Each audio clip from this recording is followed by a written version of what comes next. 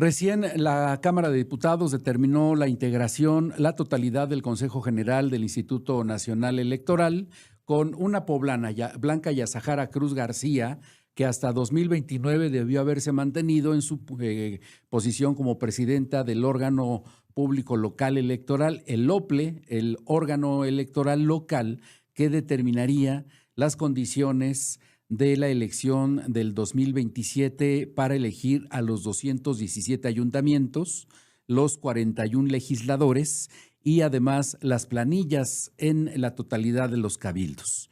Sin embargo, decidió inscribirse en este proceso de competencia para completar el Consejo General del Instituto Nacional Electoral y ha sido favorecida a partir de la noche de ayer. Ya es integrante de este órgano nacional de deliberación comicial. Subrayarlo es muy, muy importante, primero porque se trata de una poblana, una especialista y conocedora de la trama electoral, pero además llega en condiciones sumamente adversas junto con las otras dos personas que fueron electas. ¿Por qué? Porque hay una sospecha fundada de que desde esa posición van a obedecer a los intereses del partido en el poder, el partido hegemónico, el Movimiento de Regeneración Nacional. Sin embargo, habrá que darles el beneficio de la duda, esperar a que la conducta de la totalidad de los integrantes de este órgano colegiado respondan a la expectativa, a la necesidad, no solamente de los partidos políticos que van a postular a candidatas y candidatos, sino a la totalidad de los mexicanos que esperemos haya condiciones equitativas, piso parejo, observancia de la ley a la hora de que todos vayamos a elegir a las autoridades tanto locales como federales, el próximo 2027. De ese tamaño es la importancia de la decisión del Congreso de la Unión, que de entre los perfiles eligió a una poblana. Muy buenos días, muchísimas gracias que nos acompaña en esta nueva emisión de Destrozando la Noticia, cuando son las 9 de la mañana con 5 minutos en el estudio de esta emisión, como todos los días, desde la capital del estado de Puebla. Transmitimos en vivo desde la colonia La Paz a través del 90.7 en la frecuencia modulada y lo hacemos también a través de los canales digitales. Estamos en cadenain.com y también a través de la cuenta de ex en @laintensa_FM, las de un servidor @fermaldonado_mx. Y también estamos en los canales de YouTube en parabólica.mx. Así es que gracias por acompañarnos en esta nueva emisión. Oiga, fíjese que ya comenzaron a distribuir las invitaciones para la ceremonia inaugural de la Feria de Puebla, que comienza mañana precisamente. Se lo anticipábamos el lunes de esta misma semana. Venimos saliendo de la realización de la Olimpiada Nacional de la Comisión Nacional del Deporte, la Olimpiada CONADE, que concentró a cientos de atletas en la capital del estado junto con sus familias, pero también se había celebrado el Festival Glow, que como ya le hemos comentado, vino de los Países Bajos allá en Europa para instalarse en Puebla con un enorme atractivo visual y que también permitió que muchísima gente de otras entidades llegara a admirarlo ahí en el centro histórico. Recordar que el espectáculo comenzaba a las 7 de la noche y terminaba casi a la medianoche. Entonces, vamos saliendo de esas dos celebraciones masivas en el territorio poblano y vamos a entrar a la otra, que es la realización de la Feria de Mayo, que comienza el día de mañana y terminará por allá por el 10-11 de mayo, con una cantidad de artistas muy importantes, todos ellos, además de los pabellones que serán instalados en el recinto ferial allá en el centro de convenciones. Bueno, pues mañana comienza a la media mañana la Feria de Puebla y por allá vamos a estar como debe ser. Y en este contexto, fíjese que una de las artistas más importantes en México, que es Belinda y que tiene vínculos profundos con el territorio poblano, pues se fue a Cuetzalan a promover ese espléndido pueblo mágico. En algún momento las revistas especializadas de turismo de aventura consideró a Cuetzalan la mejor villa turística del mundo, no solamente por sus condiciones climatológicas o orográficas, sino por la gastronomía, la calidad y la calidez de la gente. Bueno, pues entonces Belinda, que además se ha convertido en una especie de embajadora sin cargo del territorio poblano, por razones que todo mundo conoce, bueno, pues entonces apareció allí junto a una ciudadana de los pueblos originarios de Cuetzalan, solamente para decirle, entre los seguidores que tiene Belinda en la plataforma de X, en Instagram, en TikTok y en Facebook, suman más de 30 millones de personas. Así es que si usted cree que es gratuito, pues no, la verdad es que hay que celebrar que una persona tan influyente en las redes sociales y que todo el mundo admira y sigue a través de estos instrumentos digitales, pues aparezca en Cuetzalan, pues es una magnífica embajadora y ojalá siga haciéndolo, porque lo que se necesita hoy en día, además de la industria, el comercio, es que muchísima gente más visite los pueblos mágicos 12 que tiene el territorio poblano. Así es que ahí está. Bueno, mire, cuando son las 9 de la mañana con 8 minutos le voy a compartir. El día de ayer en este espacio estuvo el consultor Javier Sánchez Galicia. Él conoce muy bien las oportunidades que ofrece un instrumento digital tan importante como la inteligencia artificial, pero también los desafíos. Los desafíos, porque ya lo sabemos, a través de este tipo de mecanismos digitales son capaces muchas personas de hacer modificaciones, alteraciones a la realidad, imágenes, audios y demás, para confundir a quienes suele asomarse al ecosistema. Bueno, la razón por la cual nos acompañó ayer Javier Sánchez Galicia era porque justo el día de ayer en el Senado de la República se presentaría la iniciativa de ley para regular el uso de la inteligencia artificial, que entre otras cosas consistía en impedir la alteración de fotografías, la exhibición de la intimidad de las personas, particularmente de las mujeres, o el acoso en contra de niños a través de las plataformas digitales alteradas a través de la inteligencia artificial. Resulta que ya en la tarde, Sánchez Galicia estuvo aquí a las 9 de la mañana, se fue casi a las 10, expuso un conjunto de dudas sobre la pertinencia de el trabajo realizado por la Cámara de Senadores, puesto que acabábamos de vivir en Puebla un expediente parecido al que estaba por verse allá en la Cámara Alta de la Ciudad de México, con la ley del ciberacoso, que terminó por suspender la Suprema Corte de Justicia de la Nación por la falta de claridad en los conceptos utilizados en la iniciativa de ley que había votado el Congreso del Estado. Bueno, pues dicho lo cual, ayer aquí Javier Sánchez Galicia dijo, puede ser que ocurra exactamente lo mismo que vivimos en Puebla. Y de pronto, por ahí de las 5 de la tarde, el Senado de la República anunció la suspensión de la presentación de esta iniciativa de ley por varias razones. Primero, porque dijo, vamos a revisar el contenido de la iniciativa para dar certidumbre y claridad a los conceptos que ahí se expresaban. Vamos a recuperar un fragmento de la charla que ayer tuvimos con el consultor Javier Sánchez Galicia. Escuchemos. Hicimos un análisis de toda la data a nivel nacional sobre todas estas agresiones que tuvo, ¿no? 36 meses y a partir del volumen, que no es tan fácil, hay que extraer los datos a través de un proceso de lenguaje natural, como te decía, de significados. Hicimos una tabla de categorías, básicamente agrupamos las más representativas, ¿no? Ataques corporales sería una, que es donde la han estado atacando, ¿no? La parte del fat shaming, ¿no? De su cuerpo. De su apariencia. Sí, la descalificación política, que ese es otro tema, fíjate. Si bien es cierto que el 50% de las mujeres tienen los derechos a participar en política, también es cierto que son las más afectadas con la violencia, sobre todo la violencia digital.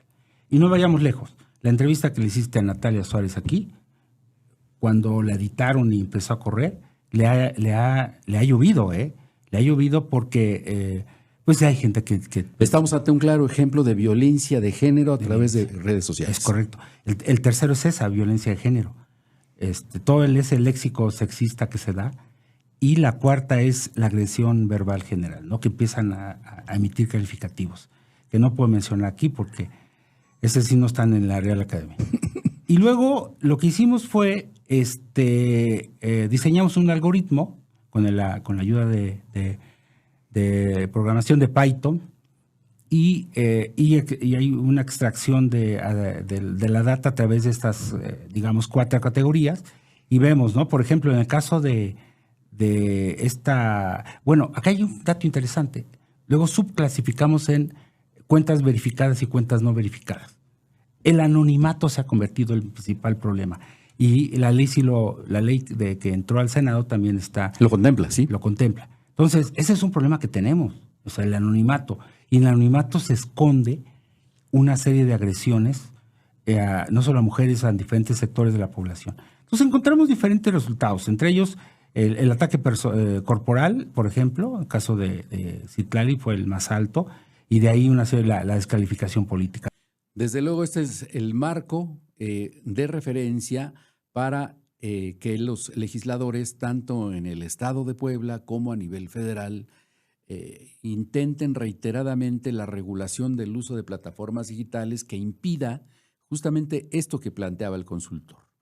Evitar que haya sexismo a través del ecosistema, ataques con claros visos de violencia política de género y además el acoso en contra de los menores. El reto es, por supuesto, que quien redacte la ley, quien la revise y que la palomee para luego presentarla ante las comisiones respectivas, es que conozca desde el punto de vista técnico, logístico y hasta filosófico las condiciones de una ley que pretende regular el uso de las redes sociales. Vamos a escuchar. El comodín de la desinformación, el artículo 4, fracción 11ª, definen desinformación como contenido falso, por ejemplo, ¿no? Con el propósito de afectar a la opinión pública o procesos electorales. Quieren regular eso. Si en la guerra electoral, al final forma parte de los procesos. Yo no digo que ganes con mentiras un proceso electoral, pero se presenta. ¿Cómo puedes determinar qué contenido es falso o qué no es falso? O sea, en términos de quien lo hace un juez, es especialista el juez va a tener ahí ¿Un perito? Un perito. ¿Sí me explico? Te pongo un ejemplo. En la elección de Trump, 2016, la primera elección, de las afirmaciones que hizo Trump, el 85% fueron falsas. 85%, ¿eh? El otro en 5%, no, serían 15%. 15%, sí. Las emitió Hillary Clinton. Y el presidente de Estados Unidos fue electo, que fue Donald Trump. Con una mayoría de mentiras. Exacto. Y aquí lo que quieren hacer es eso. Si en Estados Unidos, que tienen, digamos, no solo la tecnología, sino ese peritaje que tú dices muy avanzado, ¿cómo le van a hacer para definir cuestiones muy específicas, ¿no? Bueno, pues ahí están los conceptos del consultor Javier Sánchez Galicia respecto de este reto que tienen hoy los legisladores. Ya dijo aquí en Puebla el presidente de la Junta de Gobierno y Coordinación Política, Pavel Gaspar, se va a revisar con mayor detalle para volver a plantear una nueva iniciativa de ley que impida precisamente la violencia, desde la violencia digital, particularmente en contra de las mujeres y de los niños, que son los sectores vulnerables, los sectores de la sociedad más vulnerables en un ambiente tan inhóspito como el de las redes sociales. Ese es el planteamiento. Oiga, mire, el día de ayer, toda la mañana y toda la tarde, corrió la versión de que habría cambios en la dirigencia nacional del partido en el poder de Morena. Luisa María Alcalde y Andrés Manuel López Beltrán, Andy López Beltrán, el hijo del expresidente López Obrador, saldrían de la dirigencia nacional. Se insistió y se aseguró en prácticamente todos los medios, incluso entre los titulares de espacios informativos que tienen una proclividad a la 4T, asumieron que así sería y no había ocurrido. Sin embargo, esta mañana, en la conferencia de prensa de Claudia Sheinbaum, la presidenta de México, terminó por confirmar que en efecto Estela Damián, que había sido su consejera jurídica suponemos, hasta el día de hoy, dejó esta responsabilidad o está por dejar la consejería jurídica que sería ocupada por Luisa María Alcalde. Entonces, sí está confirmado, la dirigencia nacional de Morena tendrá una un nuevo rostro, un nuevo responsable, y ocurre en el contexto en el que hay un desprendimiento de el equipo de la presidenta Claudia Sheinbaum, con quien fue el tutor político de todo este grupo, el de Andrés Manuel López Obrador.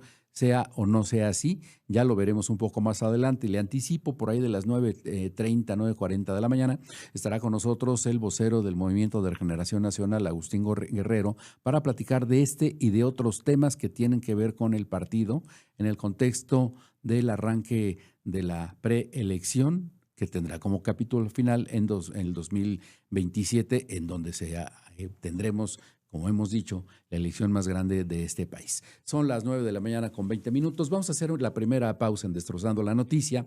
Ya se encuentra aquí afuera del estudio de esta emisión el consultor Elías Aguilar. Vamos a platicar de este y de otros temas. Vamos a la pausa. Son las 9 de la mañana con 20 minutos. Me da mucho gusto saludar esta mañana al consultor Elías Aguilar, director del despacho Indicadores SC, un hombre que conoce profundamente los estudios de opinión. Elías, ¿cómo te va? Muy buenos días. Esta es la primera vez que nos visitas. Buenos días, Fernando. Pues no había tenido el privilegio de que me invitaras. Me invitases y pues... Esta es tu casa, Elías. Miren, a Elías Aguilar nos conocemos desde hace por lo menos 20 años, una cosa así. Desde que estabas en Jalapa. Casi desde que vivíamos en Jalapa, Veracruz. Fuiste académico allá y luego coincidimos acá cuando yo trabajaba en Televisión Azteca, que ibas a compartirnos los datos de tus estudios de opinión. Así es. Que siempre han sido muy consistentes. Así es. Muchas gracias, Fernando. Es un privilegio para mí estar contigo. Tengo conocimiento de tu trayectoria y pues, me encanta colaborar contigo en cualquier espacio que tú tengas. Gracias, Elías. Al contrario, el honrado soy yo. ¿Te parece bien que escuchemos a la presidenta de México, Claudia Sheinbaum?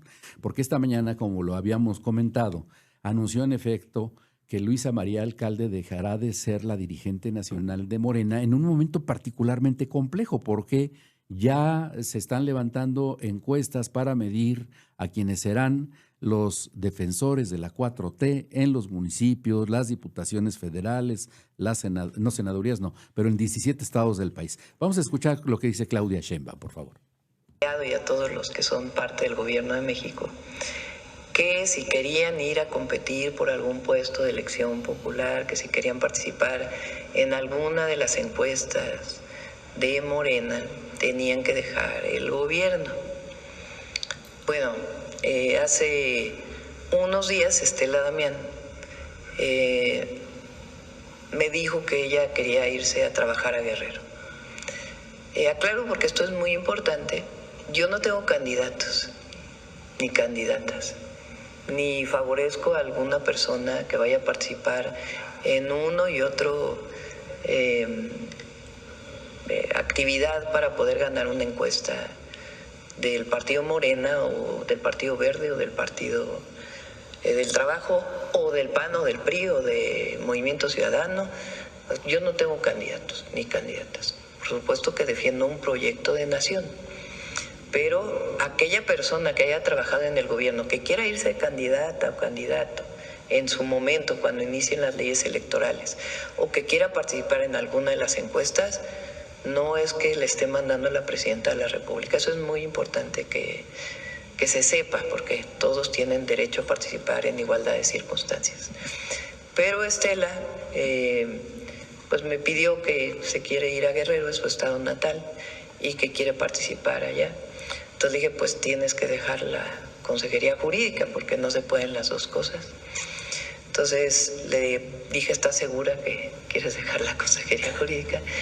Y me dijo, sí, estoy segura. Ha hecho un trabajo muy bueno en la consejería jurídica, Estela, la verdad. La consejería jurídica, además de revisar las leyes, revisar los decretos, tiene una labor muy importante de coordinación con todos los jurídicos del gobierno de México. Hay muchísimos juicios que atendemos, juicios de amparo sobre distintos temas, atendemos juicios laborales y muchos otros temas. Entonces tiene que haber una coordinación de todo el gobierno de México y Estela lo hizo muy, muy bien. Entonces ella me pidió, le pedí que, pues por lo menos que cierre el mes para poder hacer su entrega adecuadamente. Entonces ella me entregó su renuncia con fecha del 30 de abril. Bueno, pues ahí está lo que ha dicho la presidenta de México esta mañana. Y Elías, ¿qué te parece el relevo en la dirigencia de Morena en un momento en el que se están realizando encuestas? Hay un calendario, una línea de tiempo que diseñó la propia dirigencia de este partido político para escoger a sus perfiles. Así es, pues forma parte del proceso, ¿no? De que la presidenta por fin empieza a tener los hilos de tanto de su gobierno como de su partido político. Faltaría en la Secretaría General o Secretaría de Elecciones, ¿no? Pero creo la Secretaría de Organización, la de Andy López Beltrán, es la Secretaría de Organización. Pero yo creo que ahí se mantiene por lo que vi. Y bueno, pues es que las fechas pues corren. Están encima. El 22 de junio tienen ellos como límite, según criterios de ellos, coordinaciones estatales en 17 estados, es decir, los candidatos a gobernador. Es decir, en 2 meses, estamos 22 de abril. Así es. El 3 de agosto, las coordinaciones distritales federales, los diputados federales. En septiembre, los presidentes municipales, los candidatos a presidente municipal. Y el 8 de noviembre, finalmente, las coordinaciones distritales locales. Es decir, las diputaciones locales. Así es. Y como es el partido, digamos, hegemónico ahorita, es un partido que tiene una amplia preferencia a donde tú midas, pues eso determina también las fechas de los partidos de oposición, de sus competidores. Digamos que imponen agenda. Así es, así es. Entonces, digamos, yo creo que van a estar a la espera, por ejemplo, en los coordinadores estatales, van a estar esperando los que están enojados para jalárselos en la oposición. Lo mismo en en las municipales, que son la base de la votación a favor de un partido o de otro. Porque ahorita tú haces las mediciones en cualquier espacio en el país y va encabezando Morena. Yo tengo un promedio, por ejemplo, en la elección federal, de 48% de intención de voto a favor de Morena. Todavía no hay candidatos. Todavía no hay candidatos. Entonces, pues el escenario es muy positivo para Morena. Esas son malas noticias para la oposición, Elías. Así es, sí. Pero, ¿sabes qué? La oposición todavía, bueno, sí entiende algunas cosas, pero no ha tenido una lectura correcta de las razones de voto a favor de Morena. Y precisamente es el tema que traigo a tu programa. Para compartirlo con nosotros. Así es. Es un análisis de las elecciones intermedias que vamos a tener el próximo año, de las elecciones federales, ¿no? Elecciones federales intermedias que hasta antes de Andrés Manuel López Obrador siempre había ganado la oposición, ¿no? Y ocurren dos fenómenos muy particulares a partir de 2003. Por ejemplo, en el 2003 gana la oposición con 63.5% de la votación contra el partido de Vicente Fox, que era el PAN, que obtuvo 30.7% de la votación con una participación de 41%. Es decir, 4 de cada 10 mexicanos participaron en esa elección intermedia, que era, digamos, nada más una elección de diputados federales. Para 2009, que ya fue la de Felipe Calderón, todavía el PRI volvió a ganar en alianza con otros partidos. 71% de la votación la tuvo el PRI y sus aliados, 28% el PAN, y una participación que se incrementó en 4 puntos porcentuales, que fue de 44.6% en el 2009. Este incremento en la participación se debe al fenómeno de ir alineando las elecciones estatales, locales, con la elección federal, ¿no? De acuerdo. Para 2015, ya estamos hablando de la época de Peña Nieto, la oposición tuvo 52.9% de la votación, 36.1% del PRI y sus aliados, con una participación del 47.7%. Es decir, se incrementó otra vez la participación electoral. Ahora, ¿pero ahí ganó la oposición? ¿Ganó también la oposición? Ganó la oposición, siempre había ganado el la oposición. gobierno era Peña Nieto y gana la oposición. Gana la oposición. O sea, no solamente un partido, sino, digamos, se va en muchos sentidos. Se fragmenta el voto, sí. En varios partidos, ¿no? Lo que implica que el partido en el poder tiene que negociar con la oposición, ¿no? En 2020... Esto nada más, permíteme, Elías, para explicarlo a la audiencia, es lo que permite los equilibrios en un sistema como el que permanece en México. Hay un partido mayoritario en el Poder Ejecutivo y los partidos de oposición habían tenido una preeminencia en los órganos legislativos que permitía que hubiese un equilibrio en la toma de decisiones. Así es. Hasta ahí vamos bien. Que la voz de los partidos de oposición sea escuchada y eso implique algún tipo de negociación, ¿no?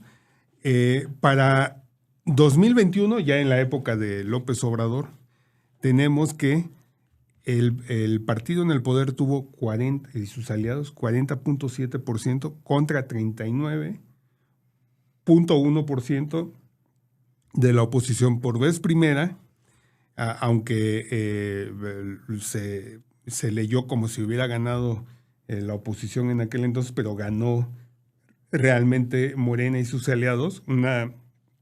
Si tú quieres un triunfo, como dicen, pírrico, 40.7 contra 39.1 de la oposición. Es un poco más de un punto. Así es, pero y una participación del 52.7%, ¿no?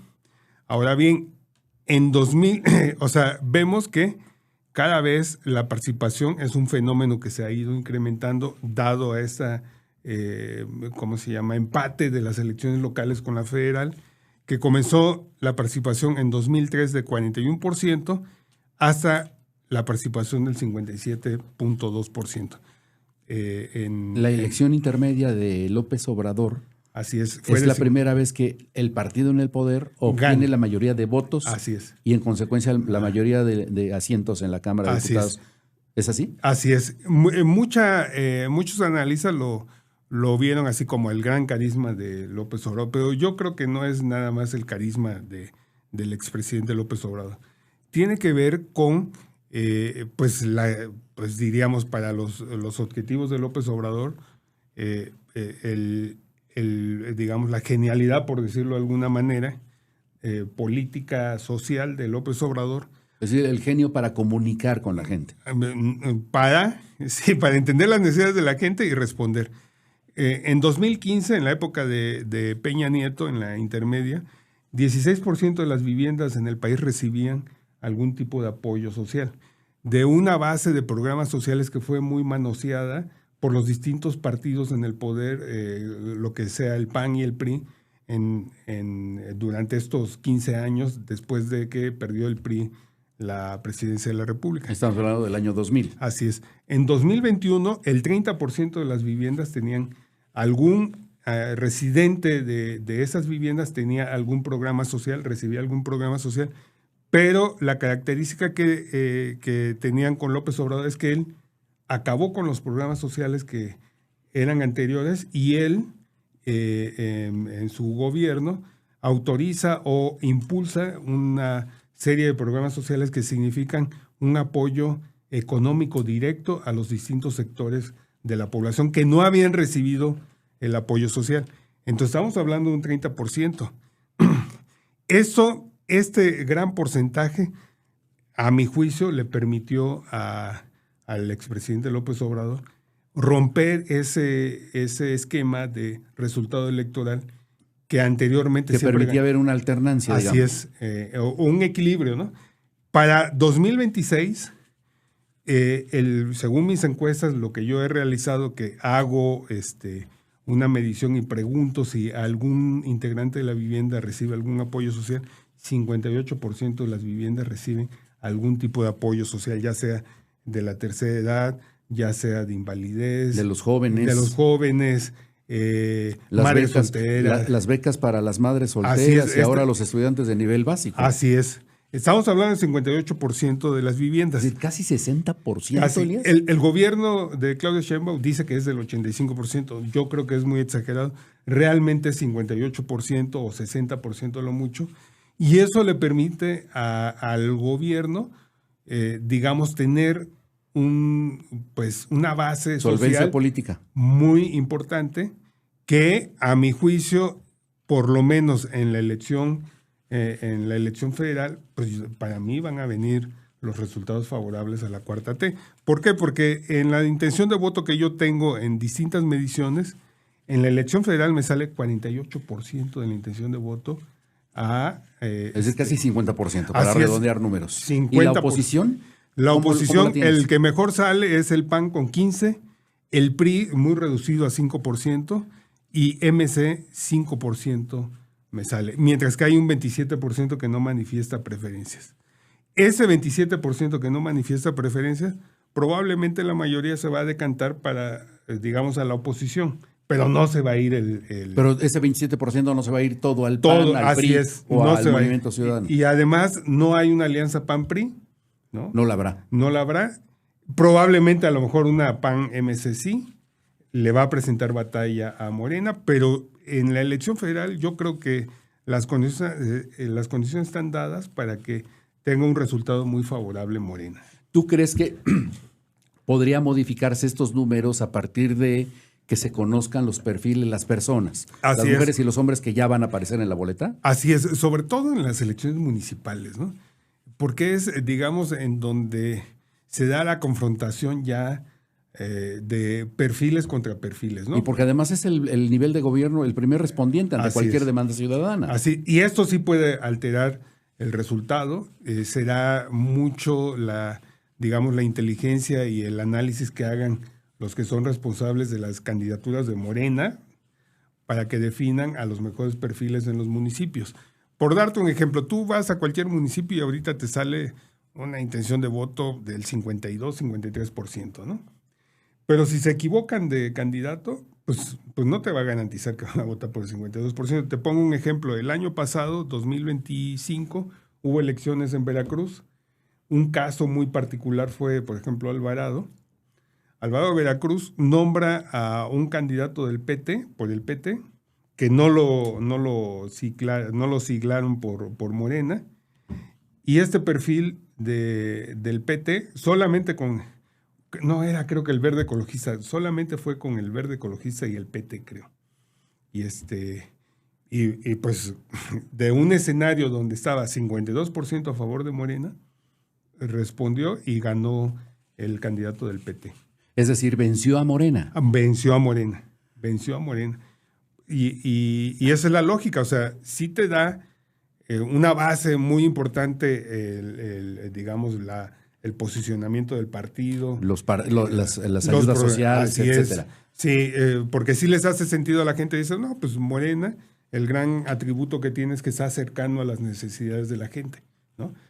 Aquí, digamos, en los medios de comunicación tradicionales y en el debate nacional, pues está una crítica más política, más técnica, más inaccesible a la población, pero abajo, pues a la gente sí le hace mucho sentido. Los analistas y demás generadores de contenidos o los grandes opinadores no están leyendo adecuadamente el momento. Así es, esa es la impresión que yo tengo. No, o sea, y por ejemplo, la gente que simpatiza con la oposición, pues critica mucho a Morena y por ejemplo, dicen, yo diría que hasta de manera muy grosera, de que son croquetas que le dan a la gente.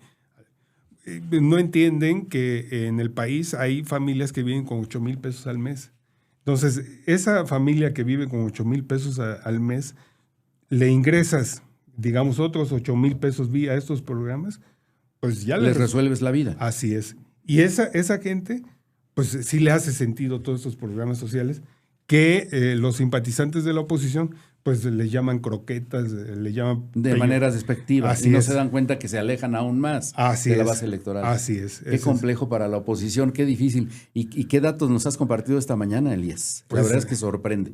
Así es. Entonces, yo pienso que si Morena hace una buena selección de candidatos y, digamos, a los que no salen premiados o no salen seleccionados, les dan alguna encomienda adecuada, yo creo que el resultado debe ser favorable. Bueno, pues ahí están los números de Elías Aguilar, director del despacho Indicadores SC, que hoy nos acompañó para darnos luces acerca del momento que se está viviendo en México los partidos de oposición, desalentador la aceptación que tiene el PRI, sorprendente porque fue el partido dominante hasta hace unos años. Así y es. está en vías de el riesgo de desaparecer, ¿eh? Así es que le quitaron la bandera al PRI. La bandera del PRI era la justicia social. Ahora se llama bienestar social, pero esa es la bandera y fuimos socializados políticamente con esta idea priista de que la función del Estado es responder a la pobreza, a las necesidades de la gente, ¿no? Y él lo entendió muy bien López Obrador y la corriente que él representa, y eso fue lo que hizo, y eso es lo que la gente esperaba y recibió. Y por eso la gente te dice, cuando dice, no, es que sí cumple, a ver, dime en qué cumple. Les dijo que iba a ser la gasolina 10 pesos y no fue. Y empiezas y llegas a la conclusión que se están refiriendo ellos al apoyo social que recibieron directamente. Pues ahí están las revelaciones. Elías, muchísimas gracias que nos acompañaste Gracias a ti, esta mañana. Fernando. Vamos a hacer una pausa. Ya se encuentra aquí en la cabina Agustín Guerrero. Vamos a seguir hablando de política porque hay un momento muy importante para la vida pública de este país y del estado de Puebla. Vamos a la pausa. 9 de la mañana con 44 minutos en la cabina de Destrozando la Noticia. Le recuerdo que estamos transmitiendo a través de la frecuencia modulada en el 90.7 y también a través de las plataformas digitales como todo el tiempo. Lo hacemos a través del sitio de casa, cadenain.com, y también a través de los canales de YouTube, fundamentalmente el de parabólica.mx y de las cuentas de ex, en @laintensa_FM y la de un servidor, @fermaldonadomx. Y esta mañana hemos estado hablando pues naturalmente de lo que está ocurriendo en el partido dominante en México, como ya lo explicó Elías Aguilar justo en el bloque anterior. Es un partido que tiene una base social muy importante, aunque no le gusta a la oposición. Pero lo cierto es que los datos duros, concretos, es que tiene una preeminencia en el ánimo en electoral, justo en la antesala en la que los partidos políticos deberán definir quiénes serán las mejores personas que aparezcan en la boleta en 2027, cuando se va a celebrar la elección más grande de este país en toda la historia de México. Y ya esta mañana me acompaña Agustín Guerrero, que es vocero, secretario de Comunicación, espero no haberme equivocado, del Movimiento de Regeneración Nacional en Puebla, que además conoce de manera muy profunda la dinámica de este partido político. Agustín, primero que nada agradecer que hayas aceptado permanecer en Cadena IN. Sabemos que estuviste con Enrique Núñez en la sala de controversias y estás aquí con nosotros. Pues muchas gracias, Fernando, por la invitación, y siempre es un gusto compartir contigo estos momentos y con el auditorio, ¿no? Efectivamente, ayer fue un tormento en las redes sociales, de un tormento en términos de tormenta, no de, sí, no de sufrimiento. Tormentosa la información que fluyó, sí, que anticipaba la salida de particularmente dos perfiles, altos perfiles, sí. de la dirigencia nacional, Luisa María Alcalde y Andy López Beltrán. Así de es. hecho, nos escribimos, Sí. y voy a permitirme hacer una confidencia.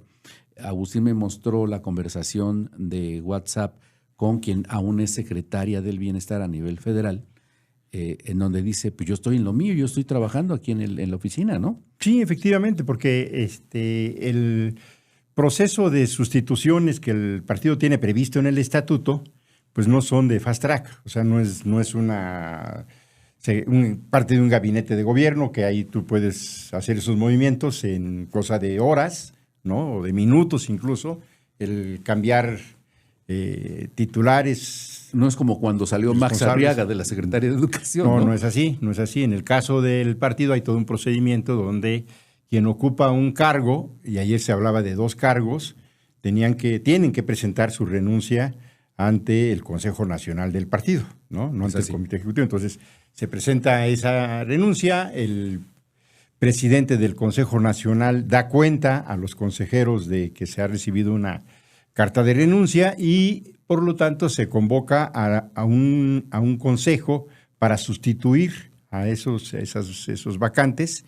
Es un consejo electivo donde la Comisión Nacional de Elecciones se encarga de llevar adelante ese proceso. ¿Tú eres consejero nacional? Soy consejero nacional. Entonces, en ese proceso, la Comisión Nacional de Elecciones coloca una urna, pregunta si hay aspirantes para que ocupen ese lugar y, bueno, se desahoga el punto. Y hay una condición que tienen que ser consejeros nacionales, ¿no?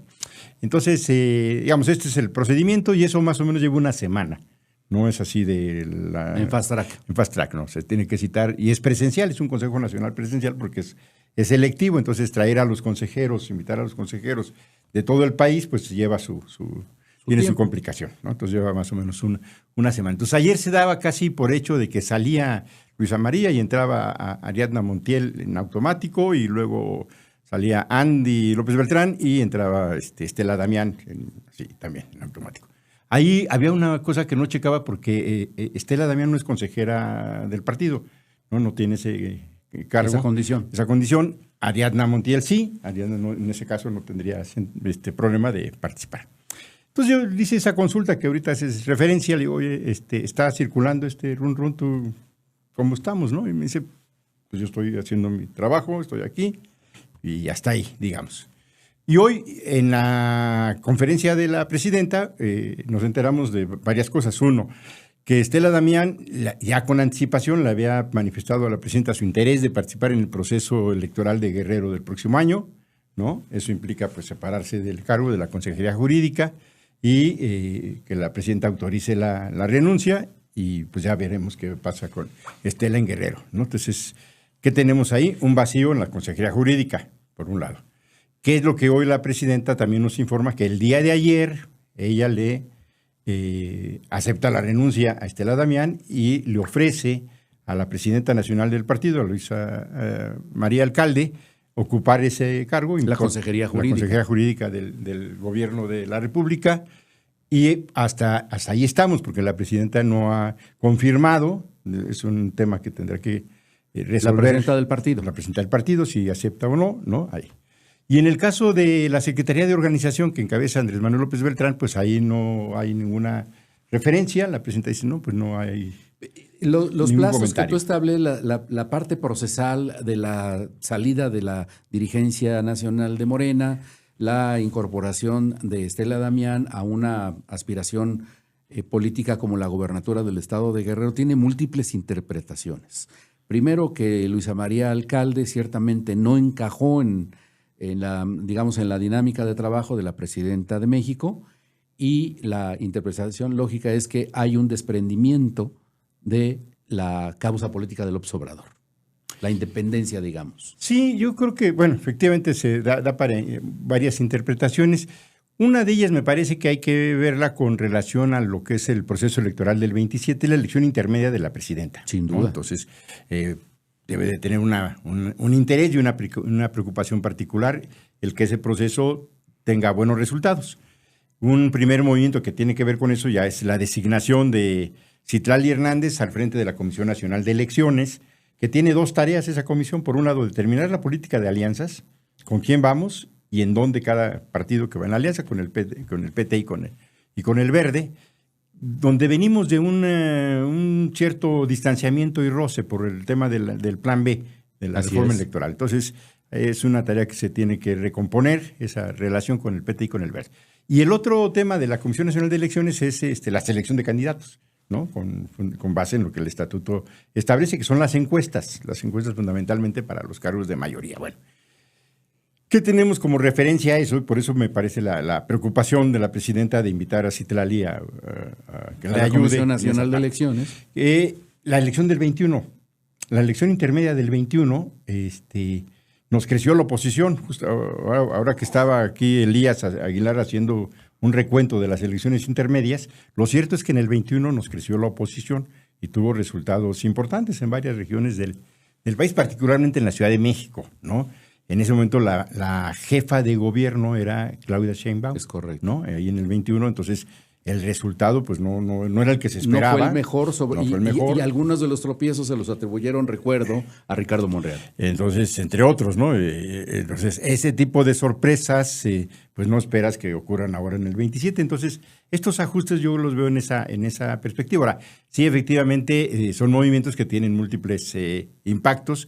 En el caso de Estela Damián, va a ir a un proceso donde, como en todos los demás lugares, será una encuesta la que determine. Pero aunque la presidenta dice que ella no tiene candidatos, y yo le creo que no tiene candidatos, pues sí hay una cercanía muy estrecha con Estela Damián, que ya viene con ella de tiempo atrás, ¿no? pues, de una preferencia, de una filia con ella hacia el estado de Guerrero, evidentemente, ¿no? Entonces, este tipo de movimientos los vamos a estar observando. Ahora, pero también habrá que observar qué sucede en el estado de Guerrero, en donde claramente hay una figura dominante. Hay una hegemonía Salgado Macedonio. Hay una hegemonía del equipo del senador Félix Salgado Macedonio de hace muchos años, ¿no? Es una plaza que él ha trabajado durante décadas. Él ha sido aspirante a la gobernatura desde 1997.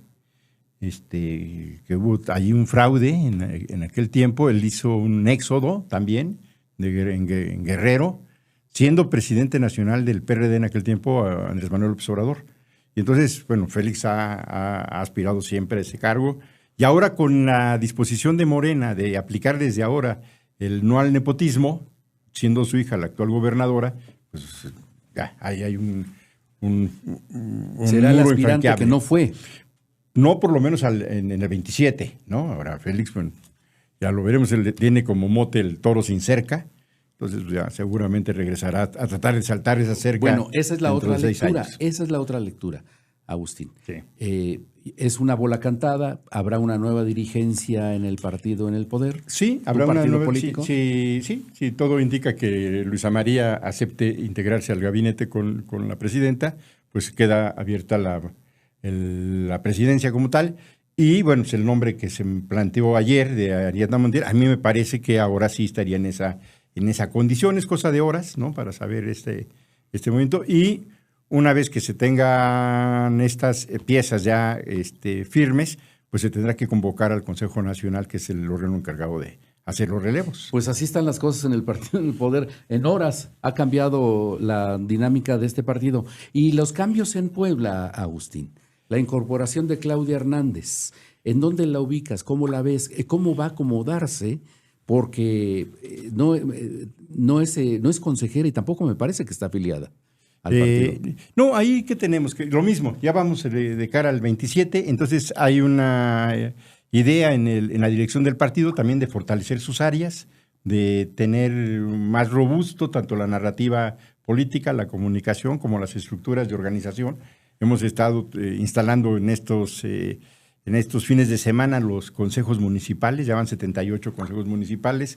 Cada fin de semana instalamos estos órganos y a nivel del órgano de dirección se vio conveniente solicitarle a nuestro gobernador, Alejandro Armenta, el que pudiera autorizar la salida de Claudia Hernández del área de coordinación de comunicación para encargarse de esa tarea de la coordinación de comunicación. No es secretaria, tenemos ahí una secretaria que es la compañera Katia Rodríguez, ella es la responsable, la que tenemos acreditada ante el Instituto Electoral, y Claudia vendrá a reforzar las tareas de comunicación, particularmente para lo que tiene que ver el proceso electoral. Pero lo mismo seguramente haremos para las demás áreas de organización, de formación política, de capacitación. Fíjense en la búsqueda del fortalecimiento de este partido. Queremos político. que vayan candidatos que sepan comunicar, ¿no?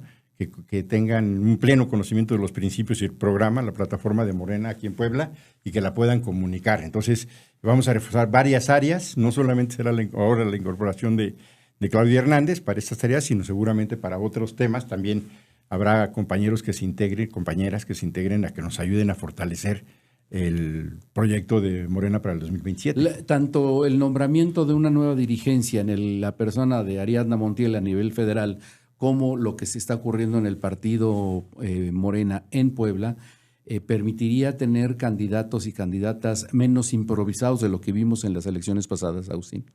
Yo espero que sí, yo creo que sí. Vamos aprendiendo paso a paso y ahora mismo quienes Alguien le está llamando al vocero de Morena. Quienes está al aire, alguien avísele, por favor. Sí. Gracias.